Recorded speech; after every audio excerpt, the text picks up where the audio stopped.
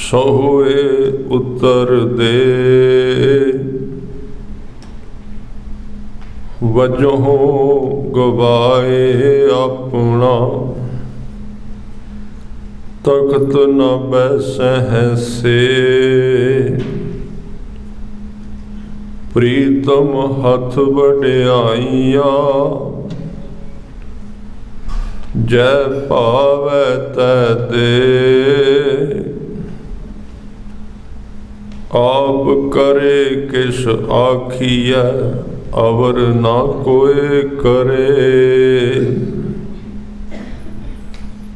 बीजो सूझै को नहीं बह तुलीचा पाए नरक निवारण नर है नार साचो साचै नाए वण तृण ढूंढत फिर रही मन मह करो विचार लाल रतन बहु मान की सतगुर हाथ भंडार उत्तम होवा प्रभ मिलै एक मन एक पाए नानक प्रीतम रस मिले लाहा लै परथाए रचना राच जिन रची जिन सिरया आकार गुरमुख बेअंत ध्याईऐ अंत न पारावार रचना राच जिन रची जिन सिर आयाकार गुरमुख बेअंत ध्याईऐ अंत न पारावार। वाहिगुरु जी का खालसा वाहिगुरु जी की फतेह। सतगुरु गरीब नवाज खंडां ब्रह्मंडां दे स्वामी दसां पातशाहियां दे प्रतख प्रगट स्वरूप सर्व कला समर्थ अकाल मूरत सतगुरु श्री गुरु ग्रंथ साहिब जी की हजूरी अंदर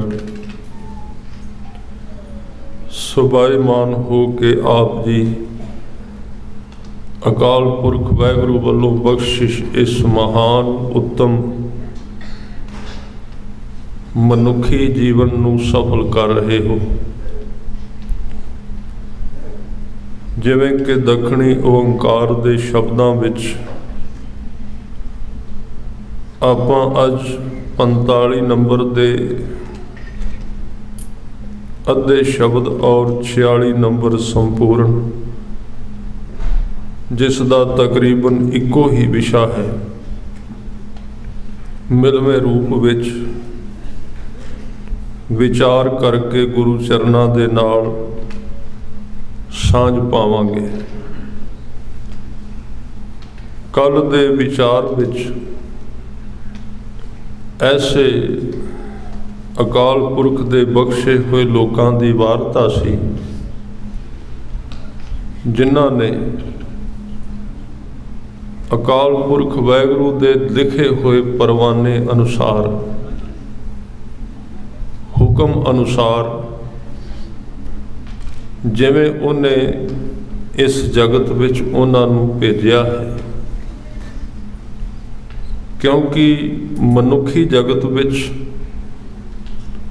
आम तौर ते आपां बहुते जिन्ने आए हैं उहदे पिछे साडा कारण है कि साडे अंदर कुछ वासना है, साडे अंदर कुछ इच्छा है ते कर्मां दे अधीन असी जन्म लिया है। परमात्मा जन्म देंदा है आदमी दी इच्छा पूरी करन वास्ते, पर कुछ ऐसे लोग ने जिहड़े कर्मां दे अधीन इस जगत विच नहीं आए। वो इस जगत विच स्पैशल ड्यूटी अधीन परमात्मा वालों भेजे गए। गुरमुख घल्ले आउण जावण सद्या, भाई गुरदास साहब जी वो घल्ले होए आउंदे ने, उन्हां दी आउणा मजबूरी नहीं, और उन्हां दा इत्थे आउणा भी साडे वर्गा नहीं है। बंधन तो निर्लेप हन, शरीर उन्हां दा इस जगत विच विचरी जांदा है, शरीर उन्हां दा इस जगत विच रहिंदा है। तो एक बड़ा प्यारा शब्द जो तुसी इन्हां दिनां दे विच,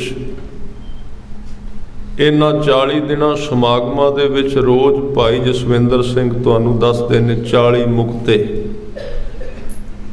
मुक्ता कौन है? मुक्त किस नूं कहिंदे ने?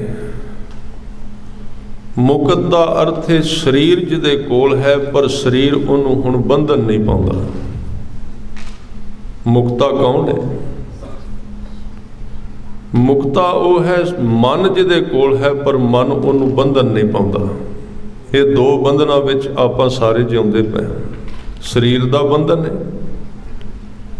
शरीर दे रसां दे बंधन ने सानूं उहनां विच जकड़े पए। मन दियां आदतां दे बंधन ने,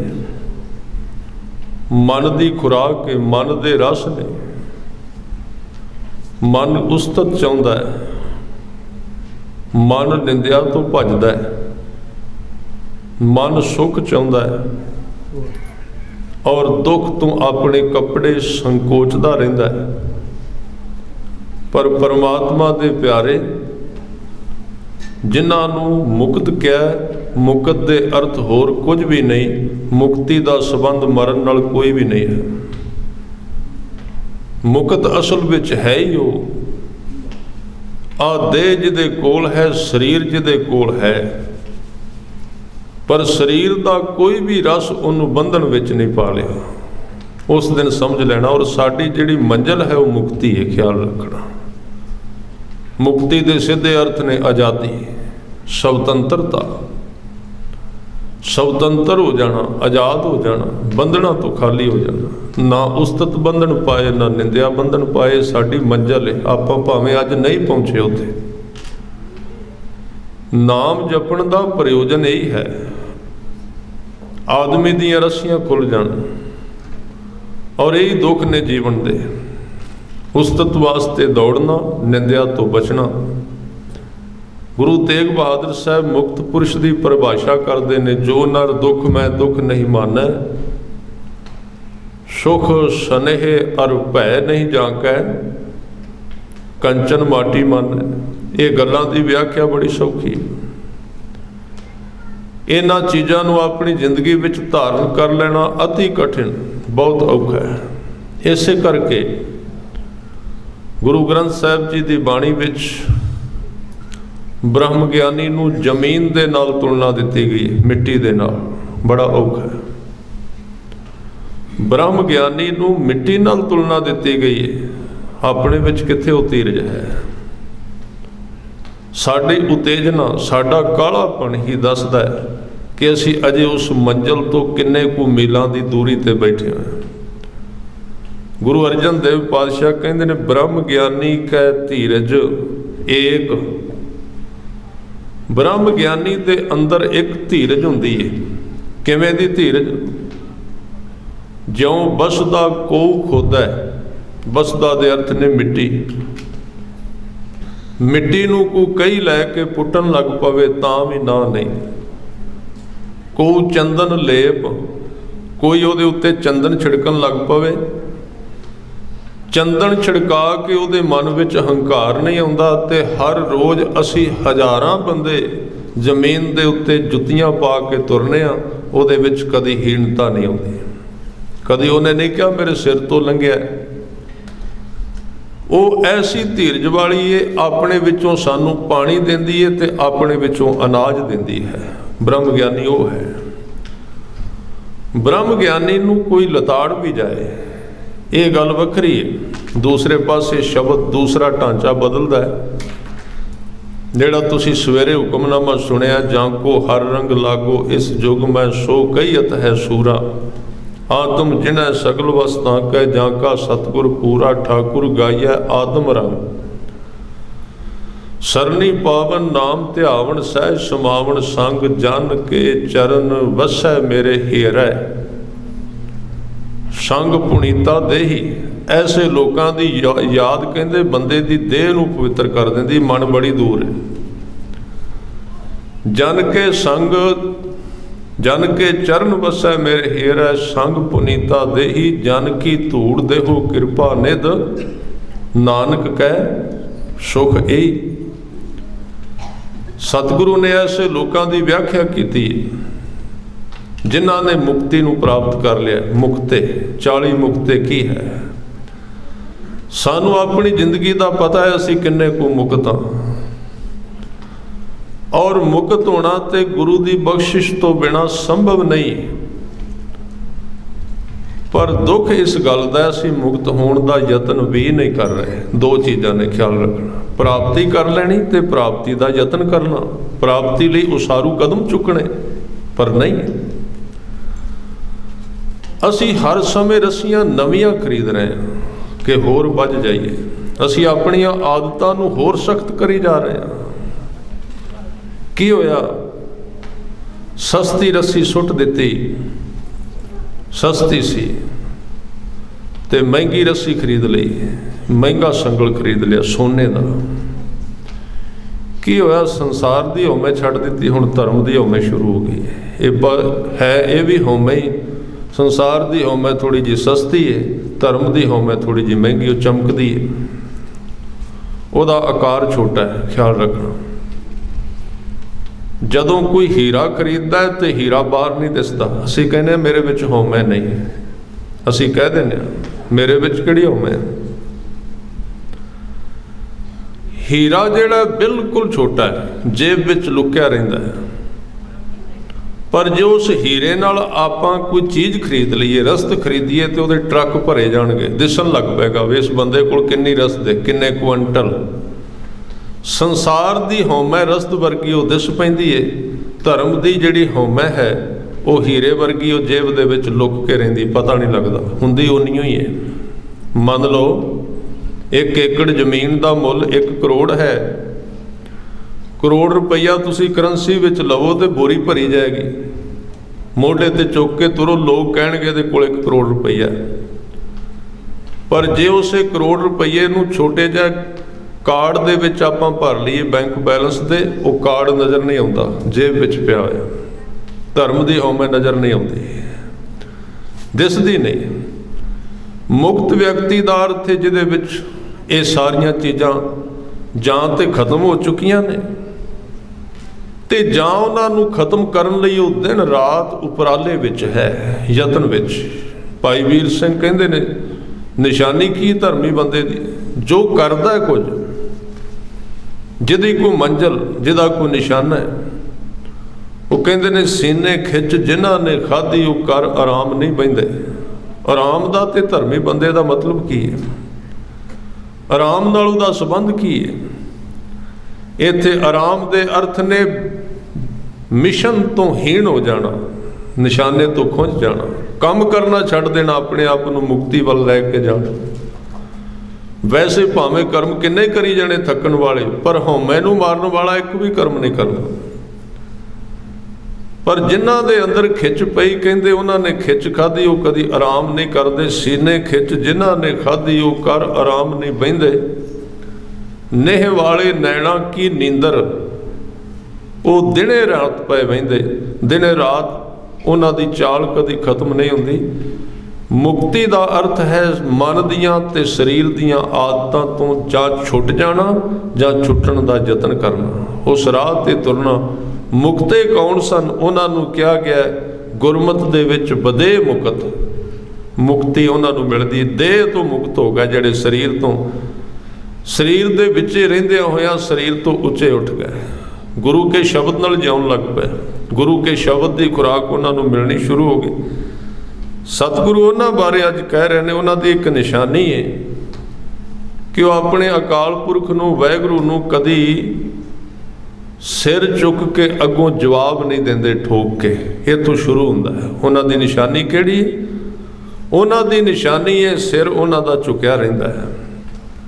उन्हां दी निशानी है जो हुक्म है उहदे उत्ते कदी किंतु नहीं करते, अपने वल्लों कदी खड़े होके कहंदे नहीं कि तुसां मैनूं ये क्यों किया।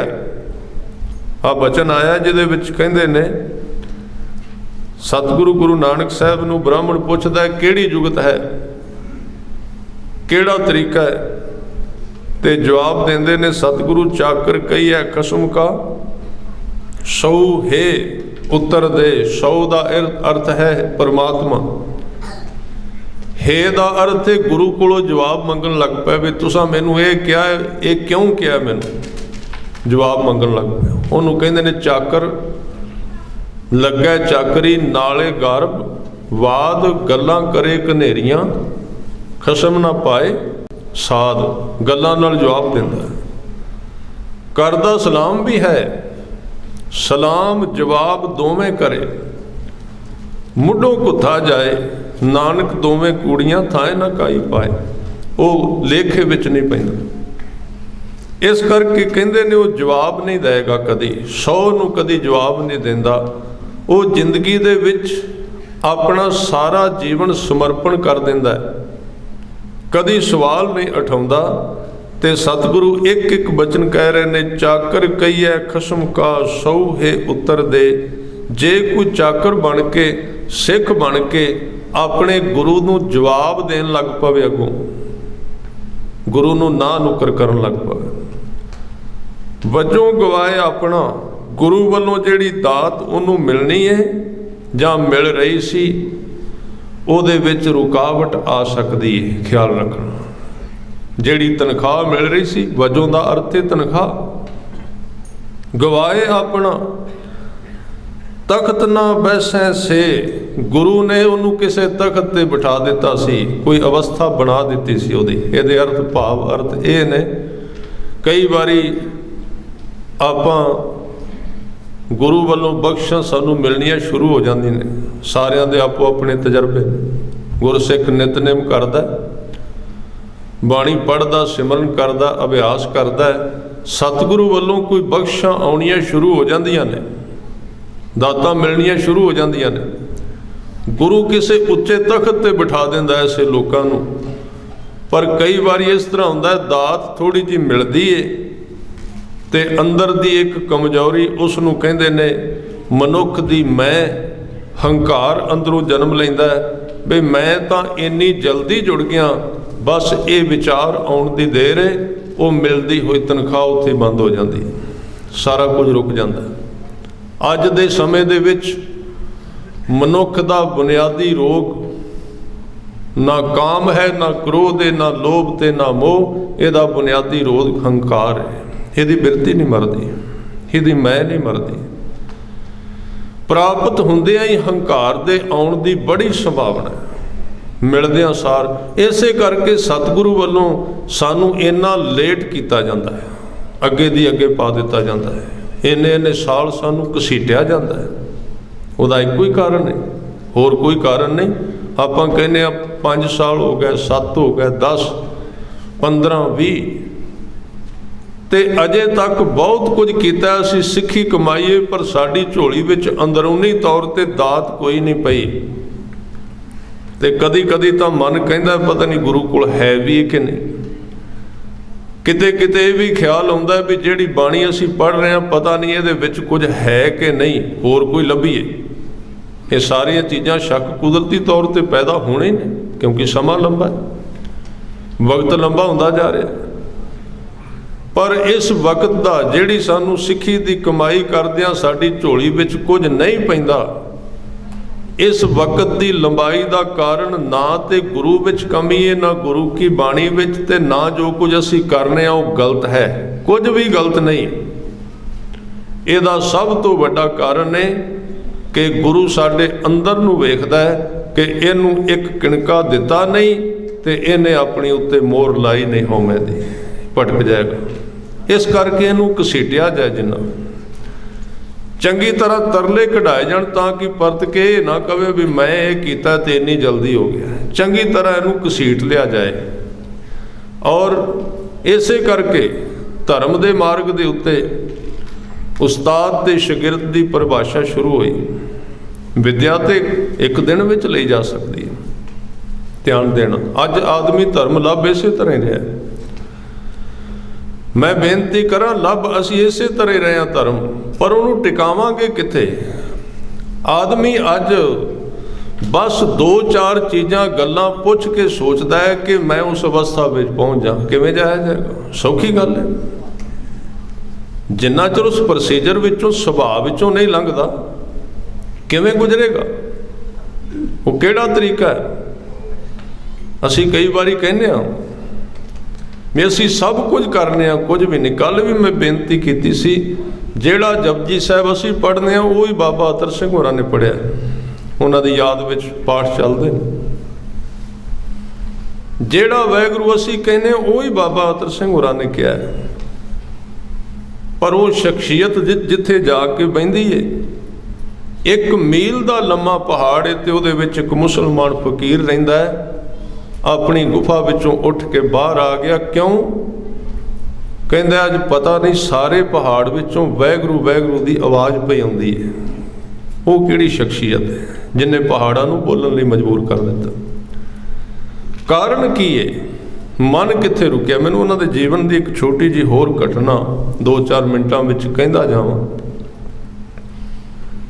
जदों वो हजूर साहब गए ने तो उत्थे उन्होंने गोदावरी के किनारे ते जिथे बैठ के वो बाणी का अभ्यास करते सन, जपजी साहब रोड़ियां की एक उन्होंने मुठ कोल रख लेनी, एक पाठ कर लेना, एक रोड़ा नदी विच सिट देना, एक पाठ कर लेना, एक रोड़ा नदी विच सिट देना। ध्यान देना।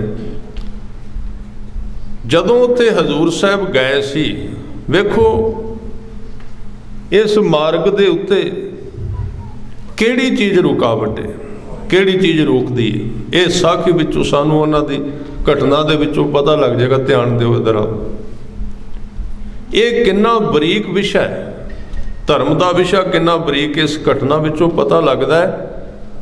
कहंदे ने बाबा अतर सिंह जदों हजूर साहब गए सन ते राह विच किसे ने थोड़ी जी माया कपड़े विच बन के उन्हां दे लक नाल बन दिती। माया जदों लक नाल बनी नाल लै ली। उन्होंने कहा भी रस्ते विच लोड़ पैंदी, माया माड़ी नहीं, लै जाओ नाल इसनूं। नाल लैके चले गए। उत्थे जाके एक ख्याल आया भी इनूं रखीए कित्थे। कहंदे ने जिथे पाठ करते सन उहदे नाल एक झाड़ी सी। उस झाड़ी दे विच एक छोटा जिहा टोया बना के ना उन्हां कपड़े विच बझी हुई माया दब के उत्ते मिट्टी पा देती। मिट्टी पा के बैठ गए। रोज़ उत्थे बह के उन्हें बाणी पढ़नी, अभ्यास करना। वो झाड़ी की जड़ दे नाल वो माया दबी। पर जदों उन्होंने पाठ करना ना ते कदी पाठ करदियां करदियां सवेरे बहिंदे सन, शाम तक अभ्यास करते सन। विच विच बिरती जिहड़ी वार वार उस झाड़ी की जड़ विच दबी हुई माया विच जांदी है, वार वार उहदे विच चली जाती। वेखो ये असी कहने भी असी इन्ना कीता है, मिलिया नहीं। ये चीज़ जदों मैं पढ़ी मैनूं पता लगा आपां ते झाड़ी दे विच ही रहने सारा टाइम। गल कित्थों बने? झाड़ी विच ख्याल चला गया। उस माया जिथे दब के आए सी ना, कहंदे ने पाठ छड्डिया विच ही, उठ के टोया पट्टिया तो कपड़ा कढ़ के ते जिहड़ी माया सी सारी खिलार दिती, गोदावरी विच सिट दिती। कोल एक सेवादार वो प्रशादा छकाउंदा सी। कहंदे कीता है। कहंदे जदों मैं मेरी सुरत बिल्कुल नेड़े जाती सी ना जुड़न दे, उदों ये पोटली अगे आ जाती सी, मेरे खड़ी हो जाती सी, ध्यान उधर चला जाता। पहला इहदा काम निबेड़ के आवां। जिहड़े लोग इन्नी उचाई तक चले गए, याद रखना है ते रब दे प्यारे सन, जिन्हां दियां पुरानियां कमाइयां सन, पोटली उन्हां दे भी अगे आ गई। आपां ते रहने पोटलियां दे विच चौवां पासे, आपां कित्थे तुरांगे? चौवां पासे सानू घेरिया होया उन्हां पोटलियां ने। बन उठाई पोटली किथे वंजा कत। बाबा फरीद साहब कहते मैं तो पंडे चुकी फिरना, किनिया पंडा ने। सतगुरु गुरु ग्रंथ साहब पातशाह जी बचन कहते हैं जिहदे विच शब्द आउंदे ने विकार पाथर गले बांधे, गल विच विकारां दे पत्थर बने हुए ने। निंद पोट सिराए, पोट दा अर्थ है पंड, निंदिया दी पंड सिर ते रखी हुई है। संसार सागर महा बिखड़ा पार ना परना जाए। एक बंदा पानी विचों लंघे, एक पंड सिर ते होवे, एक गले विच पत्थरां दी माला पाई होवे, तुरना बड़ा औखा है। किवें लंघेगा, किवें जाएगा? इस करके उन्हां दे जीवन दे विचों ये चीज़ां ये नहीं कि कोल रखण नाल ये रुकावट पाउंदियां ने, इहदा अर्थ ये नहीं, पर यह संसार की एक एक विचार सानू मुक्ति दे राह तो, इत्थे मुक्ति दे अर्थ शरीर छड्डना नहीं, संसार छड्डना नहीं। मुक्ति दे अर्थ ने इन्हां चीज़ां दा मन विचों कढ देना। गुरमत दे विच सतगुरु ने जिहड़ा मेरी पीरी दा कनसैप्ट सानू दिता है, सिद्धांत दिता है, वो बड़ा अजीब है। क्योंकि जदों गुरु हरगोबिंद साहब पातशाह जी अकाल तख्त साहब ते आए, तख्त बनाया, तो जदों उन्हां कोल कई फकीर आए सन जिहड़े 5 पातशाहियां कोल आउंदे रहे, उन्होंने एको ही सवाल किया सी भी गुरु साहब तुसी घोड़े शस्त्र साजो समान कलगियां लगियां दरबार सजन एक ही कर दे। तो सतगुरु ने कहा मेरी पीरी, 2 गल्लां कही है, बड़ा औखा है इसनूं, क्योंकि इन्हां दा जिथे मेरी ते पीरी कट्ठियां हो जाना, जिथे संसार ते धर्म कट्ठा कर दिता जाए, उत्थे इन्हां नूं ठीक थां ते जोड़ करना, असैंबल करना बड़ा औखा है, क्योंकि गलत हो ही जाता है। गुरु साहब ने धर्म ते संसार ते इकट्ठा कीता सी, पर उन्हां दा एक प्रयोजन सी, धर्म नूं तू हिरदे दे अंदर रखना है ते संसार इहदी परिक्रमा करदा रहे मन दी, ये सिद्धांत दिता सी। तू पीरी नूं अंदर रखना है ते मेरी इहदी पहरेदार होवे, आले दुआले परिक्रमा करे। पीरी अंदर, मेरी आले दुआले परिक्रमा करे। धर्म अंदर रवे, धन बाहर परिक्रमा करे। इस तरह जोड़ लाया सी सच्चे पातशाह ने। हुण चीज़ां ते गलत नहीं सन, पर जे इन्हां नूं असीं ठीक थां ते जोड़िया ना, मैनूं इंज लगदा भी धन साडे अंदर चला गया ते धर्म जिहड़ा परिक्रमा करदा फिरदा, उल्ट कर दिंदा, पुट्ठा करता सब कुछ। हुण धन साडे अंदर, राजनीति चली गई अंदर ते धर्म बन गया चौकीदार। तुसीं कदी वेखो भी जिहड़े धार्मिक अहुदियां ते बंदे बैठे ने, उन्हां नूं नियुक्त करना राजनीतिक बंदे ने। कित्थे मेरी पीरी दा सिद्धांत चलदा है, कित्थे चलिया? गुरु साहब ने मेरी पीरी दा सिद्धांत ये दिता सी कि पावर धर्म कोल ते राजनीति उहदी चौकीदार है, उहदे बाहर काम करन लई। राजनीति विंग है उहदा एक, बाद विच बनिया, राजनीति बाद विच आई। ख्याल रखना, 5 गुरु साहबान ने पहला धर्म नूं जन्म दिता, गुरु नानक देव जी तो लैके गुरु अर्जन देव पातशाह तक, ते राजनीति बाद विच पैदा हुई, तख्त बाद विच बनिया, हरमंदर साहब पहला बनिया, पर असीं सब कुछ पलट के रख दिता। तां ये गलती हुई जदों सतगुरु कह रहे ने कि चाकर वो है जिहड़ा गुरु तो जवाब नहीं मंगदा, पुछदा नहीं, वो है उहदा चाकर। पर जिहड़ा जवाब मंग लै वो किवें सेवादार हो सकता है, किवें उहदा संबंध है? हजूर कहते चाकर कहिए कसम का 100 है उत्तर दे, गुरु तो हिसाब मंगन लग पवे। वजों गवाए अपना, जिहड़ी वजों का अर्थ है तनख्वाह, जिहड़ी तनख्वाह मिलती सी उहदे विच भी रुकावट आ जाएगी। जिहड़ी दात गुरु वालों मिल रही सी वो दात भी विच ही रुक गई, सुक गया सोमा, बड़ी जल्दी सुकदा। सब तो सूक्ष्म है धर्म की दात, बड़ी जल्दी ये विच रुकावट आ सकती।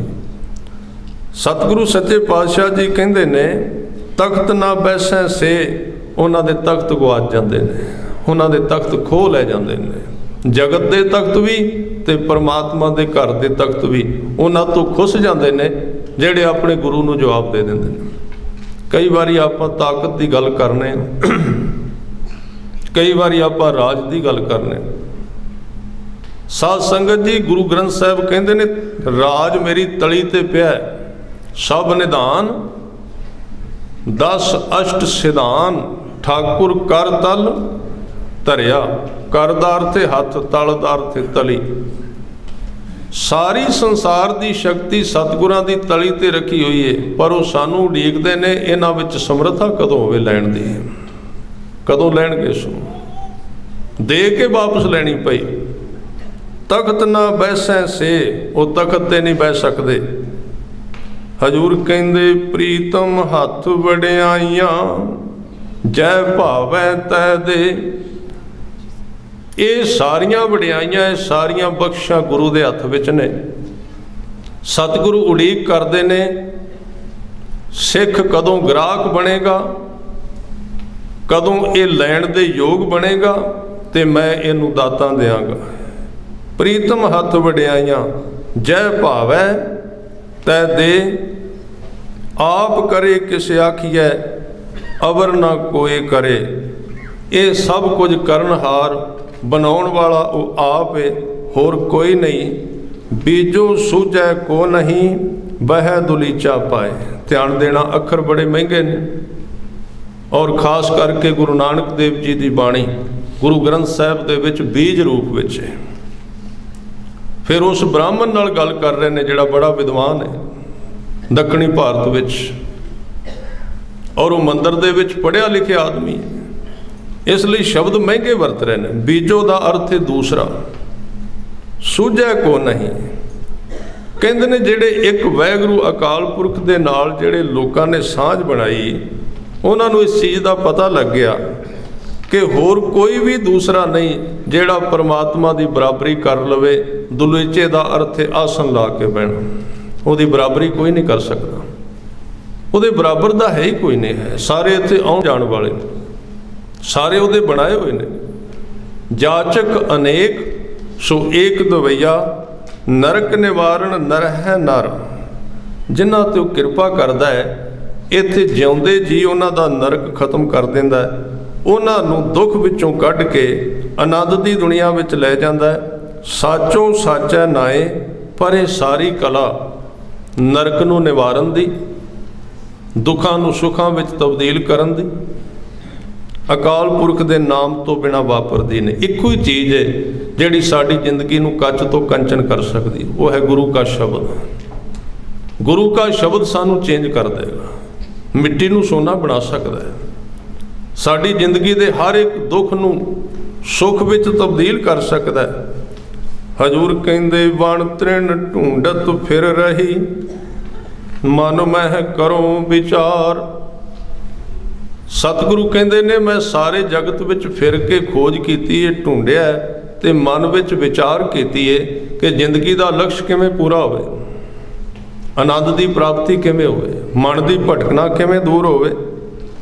ਜਦੋਂ ਸਾਰਾ ਕੁਝ ਖੋਜਿਆ ਤੇ ਇੱਕ ਦਾਤ ਲੱਭੀ, ਉਹ ਕਿਹੜੀ ਸੀ? ਹਜੂਰ ਕਹਿੰਦੇ ਲਾਲ ਰਤਨ ਬਹੁ ਮਾਣ ਕੀ, ਸਤਿਗੁਰ ਹਾਥ ਭੰਡਾਰ।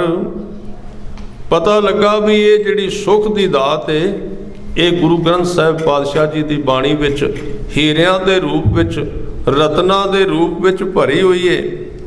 ਗੁਰੂ ਤੋਂ ਬਿਨਾਂ ਇਹ ਦਾਤ ਕਿਸੇ ਕੋਲ ਨਹੀਂ। ਭਾਵੇਂ ਜਗਤ ਦੀ ਸਾਰੀ ਦੌਲਤ ਮਨੁੱਖ ਇਕੱਠੀ ਕਰ ਲਵੇ, ਸਤਿਗੁਰੂ ਦੀ ਬਖਸ਼ਿਸ਼ ਤੋਂ ਬਿਨਾਂ ਕਿਸੇ ਨੂੰ ਆਨੰਦ ਦੀ ਪ੍ਰਾਪਤੀ ਨਹੀਂ ਹੋ ਸਕਦੀ। ਹਜੂਰ ਕਹਿੰਦੇ ਊਤਮ ਹੋਵਾਂ ਪ੍ਰਭ ਮਿਲੈ, ਇੱਕ ਮਨ ਏਕੈ ਪਾਏ। ਉੱਤਮ ਦਾ ਅਰਥ ਹੈ ਸ਼ੁੱਧ। ਜਿੰਨਾ ਚਿਰ ਮਨੁੱਖ ਆਪਣੇ ਆਪ ਨੂੰ ਸ਼ੁੱਧ ਨਹੀਂ ਕਰਦਾ, ਉੱਤਮ ਨਹੀਂ ਕਰਦਾ, ਉਹਦੇ ਦਰ ਵਿੱਚ ਰਸਾਈ ਨਹੀਂ ਹੈ। ਉਹਦੀ ਇੱਕੋ ਹੀ ਕਸਵੱਟੀ ਹੈ, ਉਹਦੇ ਘਰ ਦੇ ਵਿੱਚ ਉਹਦੇ ਵਰਗੇ ਹੀ ਹੋਣਾ ਪੈਂਦਾ, ਇਸ ਤੋਂ ਬਿਨਾਂ ਉੱਥੇ ਸਾਂਝ ਬਣਦੀ ਹੀ ਨਹੀਂ। ਭਾਵੇਂ ਕੁਝ ਕਰ ਲਈਏ, ਉੱਥੇ ਪਾਲਿਸ਼ ਨਹੀਂ ਚੱਲਦੀ, ਉੱਥੇ ਰੰਗ ਰੋਗਨ ਨਹੀਂ ਚੱਲਦਾ। ਜਿੰਨਾ ਚਿਰ ਅਸੀਂ ਉਹਦੇ ਵਰਗੇ ਨਹੀਂ ਹੁੰਦੇ, ਉਹਨਾਂ ਚਿਰ ਉਹਦੇ ਦਰ ਤੇ ਰਸਾਈ ਨਹੀਂ, ਪਹੁੰਚ ਨਹੀਂ। ਤੇ ਸਤਿਗੁਰੂ ਸੱਚੇ ਪਾਤਸ਼ਾਹ ਅੱਗੇ ਕਹਿੰਦੇ ਨੇ ਨਾਨਕ ਪ੍ਰੀਤਮ ਰਸ ਮਿਲੇ, ਲਾਹਾ ਲੈ ਪਰਥਾਏ, ਪਰਥਾਏ ਦਾ ਅਰਥ ਹੈ ਪਰਲੋਕ ਵਾਸਤੇ ਘੱਲਣਾ ਘੱਲਣੀ। ਅਕਾਲ ਪੁਰਖ ਵਾਹਿਗੁਰੂ ਦੇ ਘਰ ਦੇ ਧਨ ਨੂੰ ਇਕੱਠਾ ਕਰਨ ਵਾਸਤੇ ਹਿੰਮਤ ਕਰਨੀ, ਮੁਸ਼ੱਕਤ ਕਰਨੀ, ਘੱਲਣਾ ਕਰਨੀ। ਅਕਾਲ ਪੁਰਖ ਵਾਹਿਗੁਰੂ ਪ੍ਰੀਤਮ ਪਿਆਰਾ ਰਸ ਰੂਪ ਹੋ ਕੇ ਉਹਨਾਂ ਨੂੰ ਮਿਲਿਆ। ਉਹਨਾਂ ਦੀ ਜ਼ਿੰਦਗੀ ਦੇ ਸਾਰੇ ਰਸ ਪੂਰੇ ਹੋ ਗਏ ਜਿਨ੍ਹਾਂ ਨੇ ਉਹਦੇ ਨਾਮ ਦੀ ਘਾਲਣਾ ਕੀਤੀ। ਰਚਨਾ ਰਾਚ ਜਿਨ ਰਚੀ ਜਿਨ ਰਚਿਆ ਆਕਾਰ। ਇਹ ਅਕਾਲ ਪੁਰਖ ਵਾਹਿਗੁਰੂ ਨੇ ਜਿੰਨਾ ਆਕਾਰ ਜਿੰਨੀ ਸ੍ਰਿਸ਼ਟੀ ਰਚੀ ਹੈ, ਗੁਰਮੁਖ ਬੇਅੰਤ ਧਿਆਈਐ ਅੰਤ ਨਾ ਪਾਰਾਵਾਰ। ਗੁਰੂ ਨਾਨਕ ਸਾਹਿਬ ਸੱਚੇ ਪਾਤਸ਼ਾਹ ਜੀ ਉਸ ਬ੍ਰਾਹਮਣ ਨੂੰ ਸਮਝਾ ਰਹੇ ਨੇ, ਉਹਨੂੰ ਕਹਿ ਰਹੇ ਨੇ ਬੇਅੰਤ ਨੂੰ ਧਿਆ ਜਿਹਦਾ ਅੰਤ ਨਹੀਂ। ਅੰਤ ਵਾਲੀਆਂ ਚੀਜ਼ਾਂ ਨੂੰ ਕੀ ਧਿਆਉਂਦਾ ਰਹਿਣਾ, ਜਿਹੜੀਆਂ ਚੀਜ਼ਾਂ ਦਾ ਆਪਣਾ ਹੀ ਅੰਤ ਹੋ ਜਾਣਾ, ਜਿਨ੍ਹਾਂ ਦਾ ਆਪਣਾ ਹੀ ਖਾਤਮਾ ਹੋਣਾ ਹੈ, ਉਹਨਾਂ ਨੂੰ ਕੀ ਧਿਆਉਣਾ ਹੋਇਆ। ਧਿਆਉਣਾ ਕਿਸ ਨੂੰ ਚਾਹੀਦਾ ਹੈ? ਜਿਹਦਾ ਅੰਤ ਨਹੀਂ ਹੈ। ਆਓ ਪੰਕਤੀ ਪੜ੍ਹ ਕੇ ਸਮਾਪਤੀ ਕਰੀਏ। ਸਾਰਿਆਂ ਨੇ ਬਖਸ਼ਿਸ਼ ਕਰਨੀ। ਵਿਸਰ ਨਾਹੀਂ ਦਾਤਾਰ, ਵਿਸਰ ਨਾਹੀਂ ਦਾਤਾਰ, ਵਿਸਰ ਨਾਹੀਂ ਦਾਤਾਰ, ਵਿਸਰ ਨਾਹੀਂ ਦਾਤਾਰ, ਵਿਸਰ ਨਾਹੀਂ ਦਾਤਾਰ, ਵਿਸਰ ਨਾਹੀਂ ਦਾਤਾਰ, ਵਿਸਰ ਨਾਹੀਂ ਦਾਤਾਰ, ਵਿਸਰ ਨਾਹੀਂ ਦਾਤਾਰ। ਆਪਣਾ ਨਾਮ ਦੇਹੋ, ਆਪਣਾ ਨਾਮ ਦੇਹੋ, ਆਪਣਾ ਨਾਮ ਦੇਹੋ, ਆਪਣਾ ਨਾਮ ਦੇਹੋ। ਗੁਣ ਗਾਵਾਂ ਦਿਨ ਰਾਤ, ਗੁਣ ਗਾਵਾਂ ਦਿਨ ਰਾਤ, ਗੁਣ ਗਾਵਾਂ ਦਿਨ ਰਾਤ, ਗੁਣ ਗਾਵਾਂ ਦਿਨ ਰਾਤ, ਗੁਣ ਗਾਵਾਂ ਦਿਨ ਰਾਤ, ਗੁਣ ਗਾਵਾਂ ਦਿਨ ਰਾਤ, ਗੁਣ ਗਾਵਾਂ ਦਿਨ ਰਾਤ, ਗੁਣ ਗਾਵਾਂ ਦਿਨ ਰਾਤ। ਨਾਨਕ ਚਾਹੇ ਹੋ, ਨਾਨਕ ਚਾਹੇ ਹੋ, ਨਾਨਕ ਚਾਹੇ ਹੋ, ਨਾਨਕ ਚਾਹੇ ਹੋ। ਵਿਸਰ ਨਾਹੀਂ ਦਾਤਾਰ, ਵਿਸਰ ਨਾਹੀਂ ਦਾਤਾਰ, ਵਿਸਰ ਨਾਹੀਂ ਦਾਤਾਰ, ਵਿਸਰ ਨਾਹੀਂ ਦਾਤਾਰ। ਆਪਣਾ ਨਾਮ ਦੇਹੋ, ਆਪਣਾ ਨਾਮ ਦੇਹੋ, ਆਪਣਾ ਨਾਮ ਦੇਹੋ, ਆਪਣਾ ਨਾਮ ਦੇਹੋ। ਸੋ ਸਤਿਗੁਰੂ ਬਖਸ਼ਿਸ਼ ਕਰਨ, ਆਪਣਾ ਉੱਚਾ ਸੁੱਚਾ ਸਿਧਾਂਤ ਸਾਡੇ ਜੀਵਨ ਵਿੱਚ ਵਰਤਾਉਣ। ਭੁੱਲਾਂ ਚੁੱਕਾਂ ਦੀ ਖਿਮਾ। ਵਾਹਿਗੁਰੂ ਜੀ ਕਾ ਖਾਲਸਾ।